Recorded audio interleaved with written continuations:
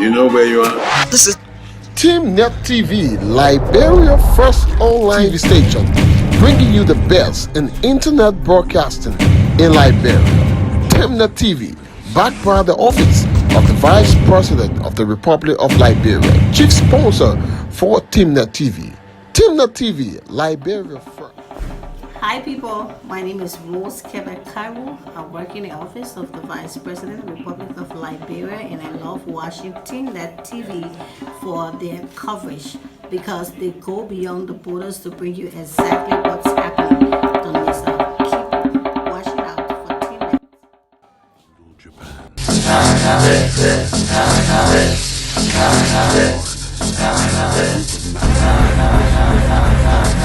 Go hey little mama, I could transform.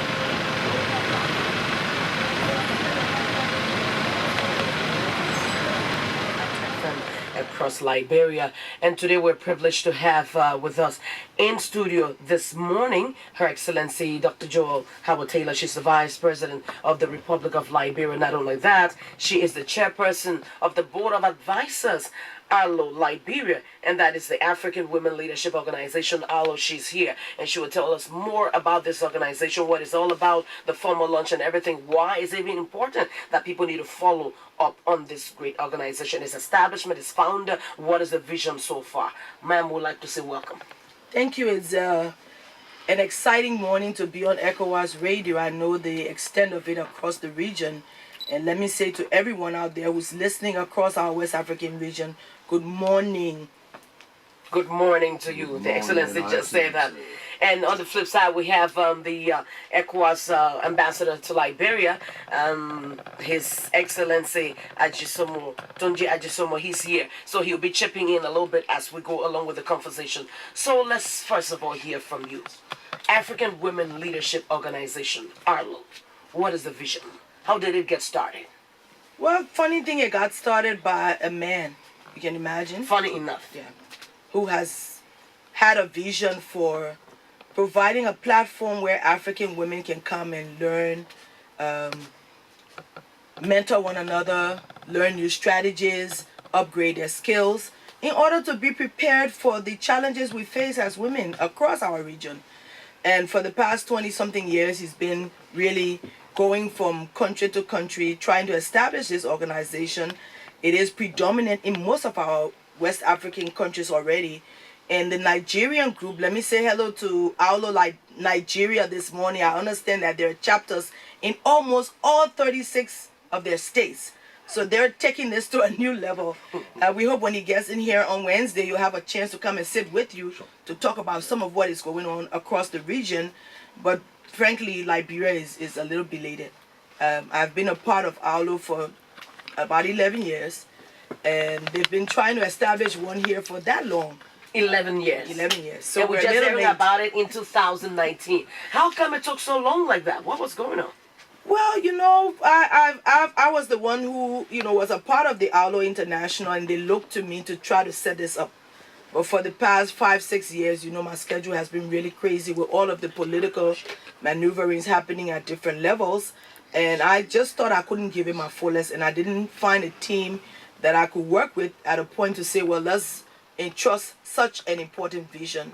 I'm happy that there is now a group of young, energetic women who are prepared to take this to another level. And so I said, well, I think it is now time.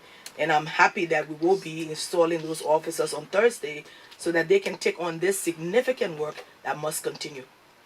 Now, when you talk about the issues at the core, especially in relation to seeking the interests of women, at different levels. Let's look at that a little bit. And the whole objective is bridging the gender gap. But there's also a softer side of it. It provides a platform for unity, solidarity, and cohesion, which I think we need. It gives the next generation an opportunity to see what has happened and what they can do. But each country picks its own agenda. For example, in Nigeria, they have a project called One Mother, One Child. And they're working with the issue of women who are dying in childbirth and the issues of children between the ages of 1 day old to 5 years old. What are some of the things that they need to be strengthened, so that that mother who has a baby is secured that that child will live at least to the first 5 years. So they've picked their project. For us, I think, and I'm hoping that the president of ALO, who will be Ms. Matu Kamara, who is unable to be here this morning, we've decided as a group that they will pick up two issues. Mentoring, which is important for the next generation, but of course, sexual and gender-based violence. I want to, as I always say, that Madam Salif, being a female president, actually highlighted this issue and she made it practical. There was funding provided for sexual and gender-based violence issues that seemed to have slowed down a little bit since she stepped off the stage. But the issues of sexual and gender-based violence keeps increasing. The numbers are very alarming across our country. And so we thought that that is something we could actually begin to run with. All of the safe homes that were created under the leadership of the past government with Julia Duncan Cassell and the team seem to be closed. And we've been looking into how we can open some of those safe homes so that children who are raped or molested or abused can have a safe space. So those are the issues we'll be dealing with, but predominantly sexual and gender-based violence issues is what ALO will take on as a Liberia chapter issue. So let me go a little bit to these safe homes, because again, if these safe homes are fully operational, then there is hope for those. They're not. So why are they closed? Any reason? And I mean, there could be many excuses for why they have been closed. No funding? I think, I'm sure that is a key issue, but there are two that I know still working, but they're overwhelmed. There's a place in Tinkers Village called Think, and an Osiwa Village also in the Tinkers Village area, but they have girls that they can't even cater to. So you can't even call them to say take another girl. So the funding has been an issue, I think. And the government has a lot of priorities, and we have to prioritize our priorities. That is why social organizations like these must help to pick up where we've left off. And we decided that that would be an issue that we'll look at. How can we begin in Monrovia first in seeing some of those safe homes opened, and then we can extend it. We hope that we can raise funds amongst ourselves or amongst those who are still interested in the issue of sexual and gender-based violence, to find safe homes, to be able to counsel the young ones, to be able to provide some support. I have never experienced such an event in my life, and I don't know what it would even be like if someone were to even maybe sexually harass or abuse me. I know there's mental abuse for many women in many jobs across our region. That the men will harass you and make you feel uncomfortable and make you feel as if you shouldn't belong. I mean, that's a different issue, which is psychological. And we can deal with it, because I think once you're trained, you can deal with those issues. But the issue of sexual based violence is something that is really an issue that we must pay a little bit attention to. And I'm hoping that others will join us in this venture. The aspect of mentoring, because again, if somebody has to come forth and prioritize a program such as mentoring, it means that there are different levels, there are different aspects you're looking at. What capacity do you wish to build? Where is the gap? What is missing? And I think the areas we're looking at are children from the ages of 12 to 24. And we will be setting up small clubs in some of the schools. I think the first mentoring session takes place next week, Tuesday, at St. Teresa's Convent. It's an all-girls school. So we'll be going to places like that. We're hoping that we can go and visit the More Than Me kids, all of the things that happen at that particular institution. Since the uproar, they have now been left again on the side. Who's talking to them? They are now stigmatized in their communities. Maybe some of the little girls at More Than Me were not even at the school when that incident occurred. It's possible that others have grown up and moved away. But the issue for me is how do we, as a part of the technical glitches that we find. Anyway, I think those are the issues that we must stick with until we get to a point where children are a little bit more secured. So we're looking at different groups across our country. We will do some assessments. We decide where to make some interventions. I don't think we can do all. But the issue of mentoring is transferring what we've learned to the younger generation so that they understand that they too can do it. Again, Madam Salif has been, the fact that she became the first female president of Africa and of Liberia showed any little girl anywhere that she can be whatever she wants to be.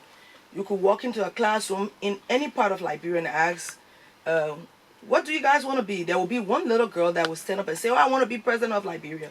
So I think that glass ceiling has been broken. We must again begin to talk about what it requires there, because there are requirements to anything that you want to do. It takes hard work, it takes commitment, so we need to encourage our young sisters. And our voices are important. We hope that we can get into an arrangement with Unmill Radio and maybe one other radio ECOWAS station. Radio. ECOWAS Radio, sorry. Yakub will kill me for that. I know. ECOWAS Radio, so that we can begin to let our voices be a little louder. Because every time you get on a radio station like this that has far-reaching implications, if we find a good time in the evening when children are home and they're settled, we could really talk about some of the issues that they're concerned about. I always say this story of how my mother told me when I was 12 years old and I was going to the boarding school for the first time. She said to me, if you go to school and any boy touches you, you'll get pregnant. Of course, that's not the truth, but that's all I was told. Okay. I wasn't given all of the information that I needed to make an informed decision. And I think with the new generation of young people, they have access to a lot more information than we parents think they do. So if you tell your daughter, for example, if a boy touches you, you'll get pregnant, she'll go, gossip about you to her friends. Sure. Look at mama here. She doesn't think we know what's happening. Sure. So we must provide information. We must talk to them so they understand the risk of making certain decisions so that they take the right ones so that they are not put into categories where their lives could be destroyed. So I think this is what the mentoring is about. How do we inspire them? How do we encourage them? How do we train them? How do we talk to them so that they're able to make the right decisions when those decisions need to be made at the right time? Decisions need to be made at the right time. And of course, His Excellency, the Ambassador, is here for the ECOWAS Commission. And of course, we know that ECOWAS is a big organization, regional establishment with different protocols, portfolios, and all that. So, Your Excellency, looking at what is happening with the formal launch of the Arlo Liberia chapter, how supportive can ECOWAS itself be to this particular process? Thank you very much, Eva. Let me, join you in welcoming our Vice President to the ECOWAS Radio on behalf of the President of the ECOWAS Commission. We are, very honored to have you, and more importantly, for you to come and inform us about the launching of this important organization that should have been in Liberia for a very long time, as you mentioned. But as the saying goes, it's better late than never. Definitely. Yes. The objectives of this association, this organization, it's very imperative.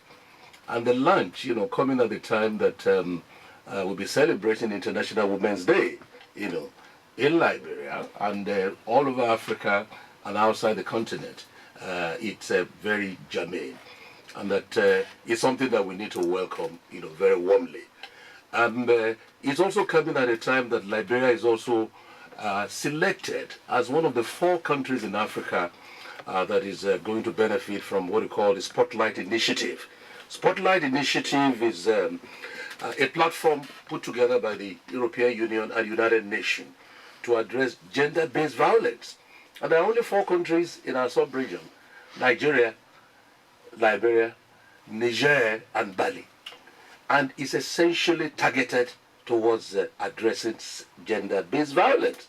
So when you talk about the 2 areas that will be of concern to the organization in Nigeria, I'm really moved and touched, because mentoring, capacity building is very key. And the capacity building should be targeted. It should be on the sexuality education, reproductive health. A lot of young girls over there, they are very active on social media. And we need to target sexuality education. The implications of having unprotected sex to their education, to their mental development, to their career development. And of course also, we need to work with relevant stakeholders. The Ministry of Gender, it's the one driving the Spotlight Initiative, and it's quite a huge sums of money, that the United Nations and the EU, they have put aside. So I want this organization to partner with the Ministry of Gender and other UN agencies like the UN Women, like the UNFPA, that have been keyed into the program. Now, coming to your question, the issue of gender empowerment, issue of gender equality, is something that is very dear to our heart. In ECOWAS, we're still not there at all. We're still not there. But our head of states are also committed to see that, we put it on the front burner. So ECOWAS would like to work with this organization. And I look forward to receiving them as soon as they come.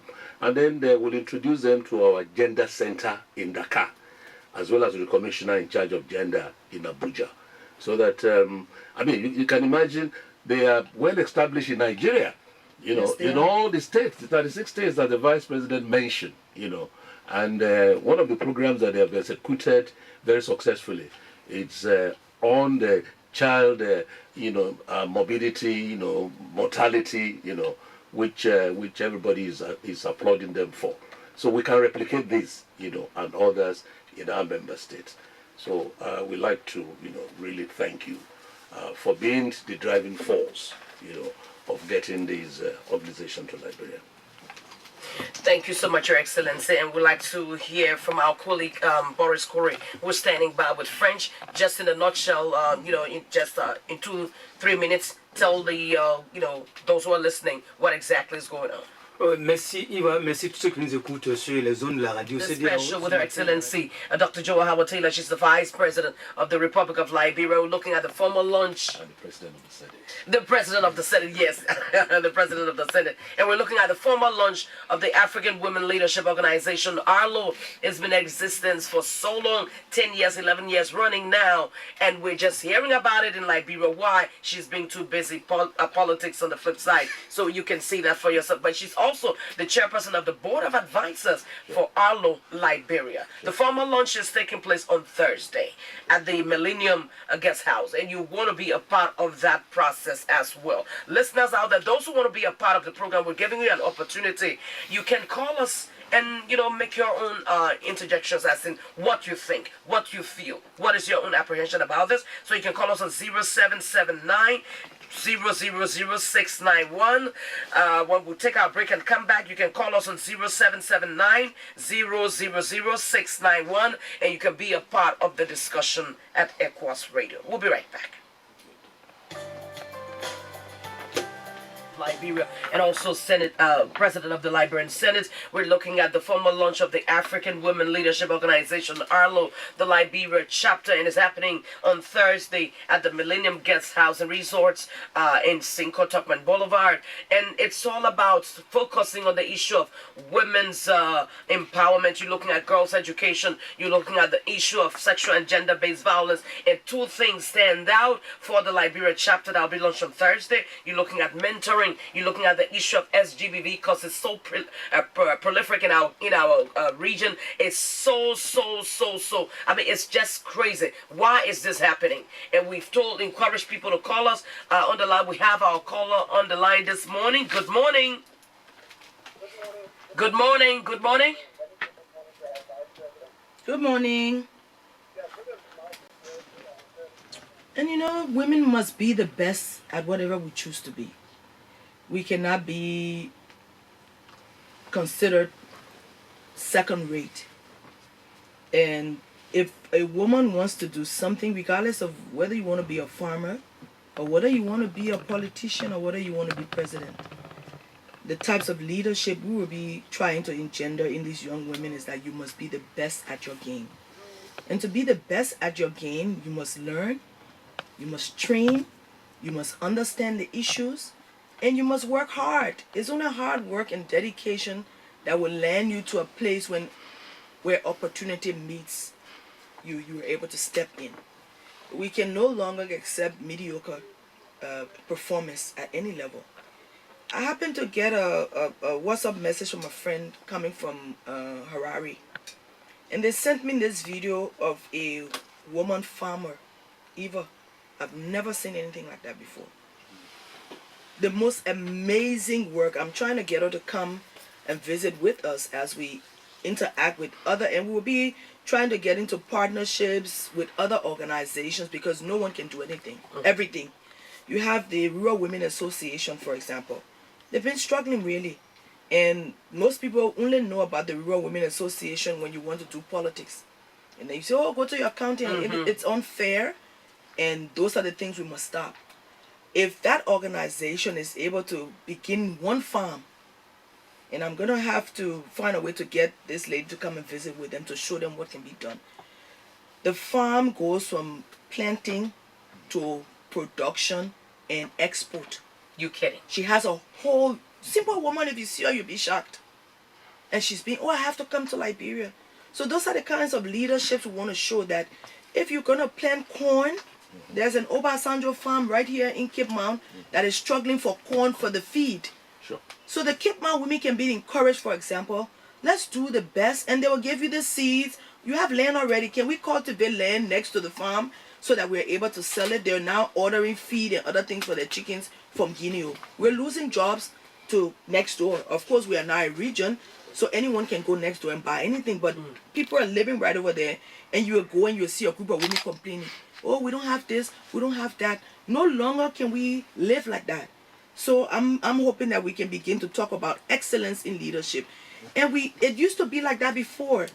I always tell people the fact that my father would have a conniption fit if someone in that house would go next door and ask for salt.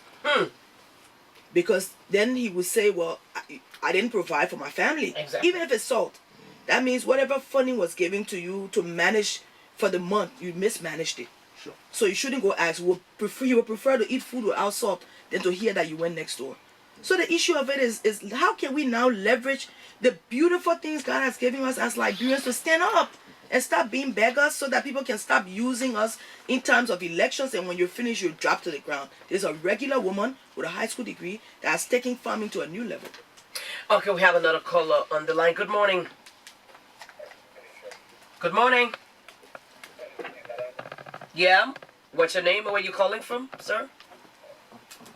We were able to say, hey, go and talk to your people. But now he's saying these are people who've been marginalized, from the, public sphere, and they want to be a part of the development process. And it comes from within first. Because you must have a need to be what God has created you to be. How can women who are bearers of children, you carry that child for 9 months and you sustain them till they become adults and become good at whatever they want to be? How can you be left behind? What are the ideas that our mothers and our grandmothers had that we've lost? Can we go back to some of those things? It's not about going to college and getting a PhD.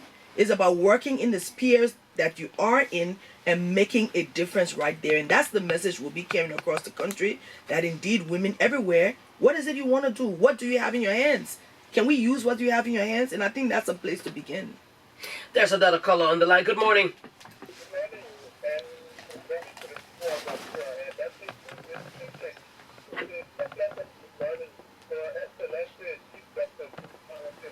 Good morning. To Her Excellency, and that just brings me back to talking about land ownership, which is a big deal in this country. And we know that Liberia, within the West African region, we still control 40% of the tropical rainforest in this region. So what is happening? Is it not possible? And from statistics, we're also seeing that women are actually inclined to go into farming on a larger scale. So what are the opportunities? Eva, and maybe let me not say every child, we all have big dreams. And I know Madam Salif used to say, if your dreams don't scare you, they're not big enough. And so you have now created a new generation that has really, really big dreams. But each of those dreams start at a point. There's no way you will get up in the morning and just get rich overnight. Maybe you have a rich grandparent or a rich parent, but that's not the norm. The norm is that we're normal people living in normal situations. What can we do? How do we begin where we are? A girl will come and say, oh, please give me $25 for a scratch card. $25 can buy you flour and sugar. You can begin to make donuts. I have a little girl who works in the Jewel Starfish office, and we're not talking about that this morning, but I just want to make an example. I sent her to school from 4th grade to college without even ever meeting her. And she was graduating, and she came and said, so I must come and say hello. So I said, well, I only paid school fees. How did you manage? She says, oh, Oma, I was making donuts. She said, because I knew that you only pay my school fees. How did I go to class? How did I get my uniforms? How did I get my books? I decided I went to an older lady in the community. She showed me how to make donuts. So she would get up at 4 o'clock in the morning and make her donuts and carry to school. That money provided her with a livelihood while she was at school. But people want, you want somebody to come and give you $50 every month. Then people will abuse you. Even though we have this large amount of abuse, there are older men who must have girlfriends who are 12 and 13, which is against the way we should be living. But sometimes we mothers put our daughters in harm's way. Can you teach somebody how to do donuts? And somebody mentioned my visit in Sino. And I went and I had a meeting with about 50 of the young girls who we have as scholarship recipients out of Sino. And I told them there's no way you can harass your parents because all of you are about 12 or older. Can you make milk candy? I said, if you make milk candy and sell it every day in your school, you will be surprised what you can do with that small money. You save some, you buy your books, then nobody can tell you, follow me to my house. Then you now become someone who is self-sufficient. And I think that's the message we must take. Because it's not a difficult thing. There is land everywhere across Liberia. Everywhere. Swamp land. Most of the land nobody is using. If you go and tell me if I have a piece of land and you say, oh, please let me plant potato greens on your land, and I'm not using it, normally people won't say anything because it's not building there. They have some small farms that you can farm around when you drive around Tottenham Boulevard. They got women who go just plant potato greens. They sell that potato greens for their children to live. You will find out that those women are stronger because they have some kind of power. But if you continue to think that you prefer $25 scratch card as opposed to getting at 4 o'clock in the morning, then the decision is yours how your life will go. How can we begin to change the way we think as young women? Because I believe when you have your own money, there's nothing anybody can tell you. Nothing whatsoever. We have another call on the line. Good morning. Good morning. How are you? What is your name? Okay, sir, Lawrence? Yeah. Okay, Lawrence Kimaya? Yeah. Okay, go ahead, make your contribution. In our own society, we still have the problem of patriarchy, whether we like it or not. Whether women have broken the glass ceiling, but this is something that is still obvious. Going back to the rural communities, wherein women, they revere their husbands and everything, we should be the right norm. But now I'm also thinking, how do you get them to understand that they too have a responsibility, a part to play that they can equally help to bring into the home instead of just waiting for the man to come in? And I think that's what mentoring is about. So we have to go across the length and breadth of our country. We have to form synergies with other groups who are doing similar work. And those, like the young man said, that I'm sure there's a female architect. Her name is Sam Branell. She's been one of the oldest architects in Liberia. Someone like that standing on a stage talking to young girls in Zwedru or in Sasstown. You know what the impression is? That you can be anything that you want to be. Anything you want. Because girls, it's funny how we learn. We learn by seeing. Boys will go and do it, but we learn by seeing others do it. So once a woman can stand up and say, well, I've come from nowhere. And mind you, my father comes from Yela at the Guinea border in Lofa County. I'm not a special child. I have a name that seems like I'm special, but I'm not. I mean, my mother comes from Sanaye in Bon County. I'm just a regular Liberian woman. What was the opportunity that I got that created an environment where I am today? Is my parents knowing the value of education and encouraging us. And my father wouldn't take any nonsense. He said, I'm sending you to school. If you want to play, you will get set to the side. And because we knew he was serious, we didn't play. Even your mother would tell you, you're not going to embarrass me. Go and do the right thing. So we must begin at that place.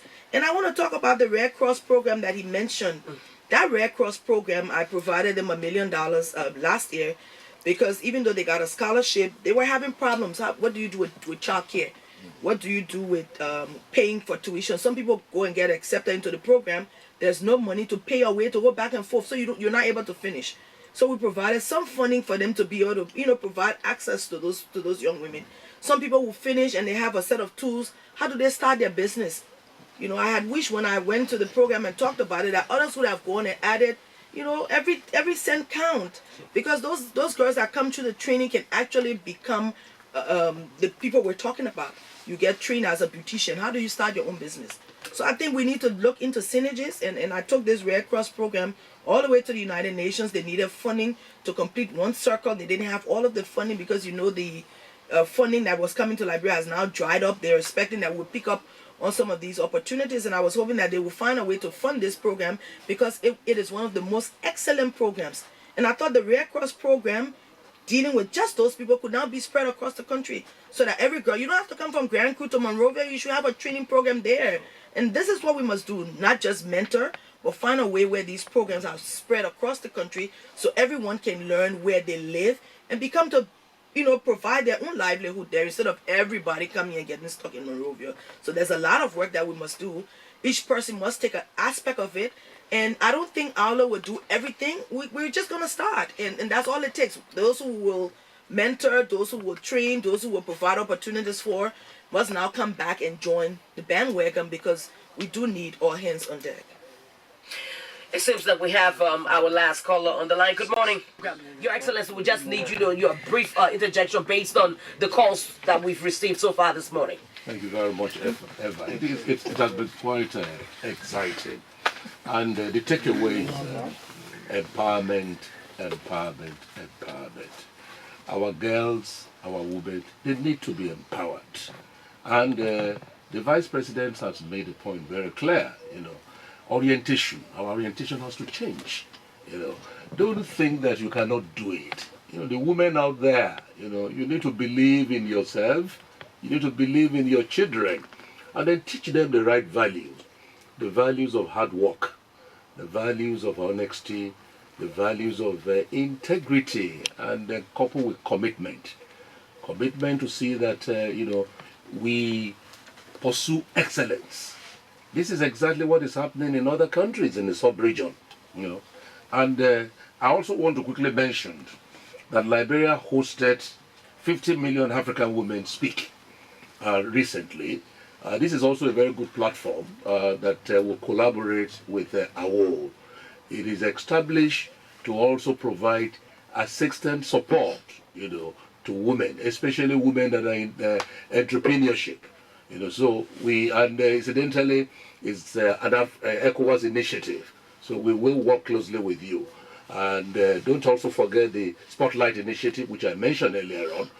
All this put together, plus other initiatives that Your Excellency have also initiated, once we commit ourselves, I think what we need is commitment. Yes. Let us redouble our efforts to see that women are given their rightful place in our communities, in our societies. I thank you once again for finding time to come to the ECOWAS Radio. Your Excellency, quickly before we close, we just want to hear from you. Those who are listening to you and they kind of enthralled by this, they want to be a part of the process. How can they come on board? What word of encouragement do you want to send out to the women folk who think that probably they've lost hope? And I want to say there's no hope lost as long as you have life. And there's no need to be in despair, because people who visit our country will tell you when they step their feet on the Liberian soil, they see limitless possibilities. I don't know where we're looking. We're looking somewhere else. And all we see is issues and problems and confusion. But each of us have a responsibility to leave this country better than what we found it. So I want to encourage all of the other groupings, because it's true that we must network, we must collaborate, and I want to thank Ambassador Ajusomo for giving Aulo some of these initiatives that they can now begin to pick up. And I know the president will start quickly running around and seeing what they can do, because I want to allow them to also, I'm an advisor, I'll give insights here and there, but they now have to begin the fire. Because if you look at my generation, we've done what we could. We need to now be the ones that are inspiring them. So people should be wherever you are across Liberia, It's no longer about what you can get, it's what you can do. And you can do anything. Anything is possible. So let each one reach one. Let's join our forces together to build a synergy where women across our nation will begin to stand up. And let's mentor, educate, and protect each other. And I think if the Liberian women and the Liberian Women Initiative began many years ago to do this, we worked to make Ellen Sirleaf the first female president of Liberia. We've now lost our steam. We have to find something that will inspire us to begin again. Reigniting. Yes, there's a lot of energy out there, but people are all sitting down waiting for something. Can we now begin to talk regardless of where we come from, what political party? It's not about politics, it's about Liberia. We must build this Liberia that we would like to see. So I want to thank ECOWAS Radio for making this platform available. Hopefully, Eva, you can get women to come to talk about all of the issues we're talking about and make it something where we can begin to garner the energy. We need that energy. I don't know how we'll start to ignite it, but we really do need it. Yes, Thank we you can so do that. And Boris, let me just give you 1 minute, summarize it quickly, and then we'll close. Oui, merci. Iva, vraiment, c'est éblouissant quand j'écoute la vice-présidente. Les filles libériennes de se réveiller, comme elle a souligné, afin qu'on parle de l'autosuffisance d'une femme libérienne. Il faudrait qu'elle accepte, qu'elle soit déterminée à travailler dur, afin qu'elle change la manière de réfléchir, la manière de penser, pour qu'il y ait une nouvelle génération. On a eu la première présidente en Afrique, qui est l'excellence Madame Madame Sirleaf, ouais.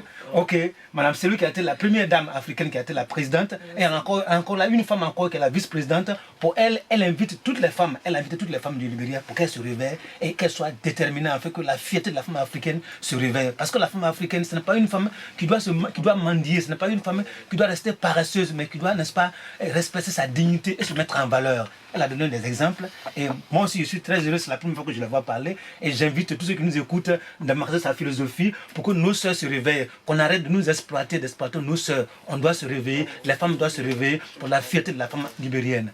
Je vous remercie. Thank you very much. So, Your Excellency, the launching is on Thursday. At what time? 7 p.m. at the Millennium Guest House. Join us. Let's talk about the issues of our time. Well, that's it. You got it. You listening out there. That's the voice of Her Excellency Dr. Joe Howard Taylor, Vice President of the Republic of Liberia. She's also President of the Liberian Senate. And we're talking about the formal launch of the African Women Leadership Organization that is happening at the Millennium Guest House Resort along the Tupman Boulevard at 7 p.m. You want to be a part of the process. They're going to be looking at diverse issues, the issue of SGBV, prostitution, women and girls education, inspiring the next generation. But for Liberia, it's mentoring and SGBV. They want to deal with that. So you want to be a part of the process. Join the bandwagon and let's make Liberia better than it is. Do have a great day. My name is Eva Flomo. Thank you. Thank you. Thank you.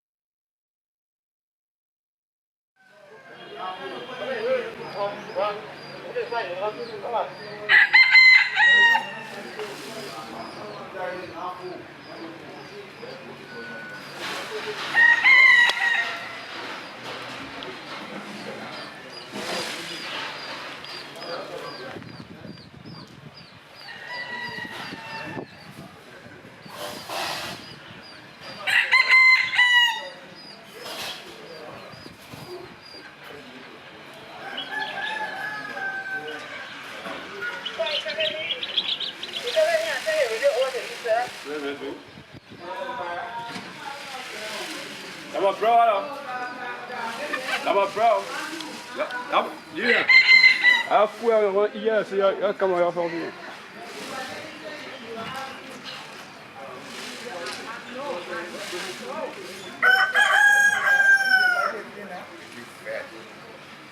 Yes, sir.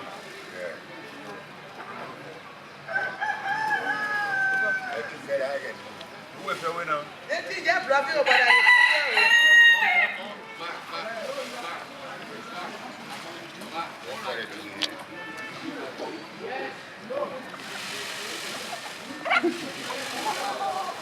When I think